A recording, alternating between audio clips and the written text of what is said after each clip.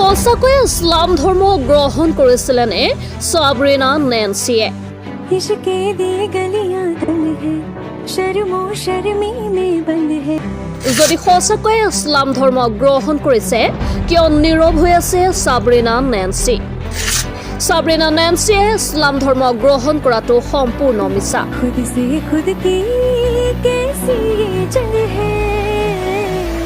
মাত্ৰ ৬-৭ দিন আগতে খোলা হৈছে একাউণ্টটো। এই পোষ্ট কৰিছে মাৰিয়াম চাইনি নামৰ ফেচবুক প্ৰফাইলৰ পৰা। বিশেষ জানিবলৈ চাওক আমাৰ এই প্ৰতিবেদনটো। ভিডিঅ'টো চোৱাৰ আগতে এটা শ্বেয়াৰ কৰি আন 10জনক চোৱাৰ সুযোগ কৰি দিব যাতে প্ৰকৃত ঘটনাটো পোহৰলৈ আহে।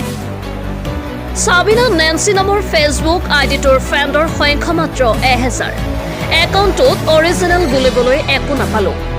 এতিয়ালৈকে কাৰো মেছেজৰ ৰিপ্লাই বা কল ৰিচিভ কৰাও গম নাপালোঁ আৰু শেষত এতিয়া আইডিটোৱে ক'ৰবাত উৰি গুচি গ'ল।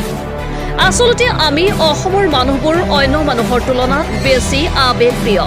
কিবা হওক বা নহওক সঁচা মিছা বিচাৰ নকৰি আগতে নিজৰ আৱেগ ঢালি দিয়া আৰম্ভ কৰি দিওঁ। এতিয়া ক'ত বিচাৰিব বিচাৰক গৈ সাবৰিনা নেন্সি।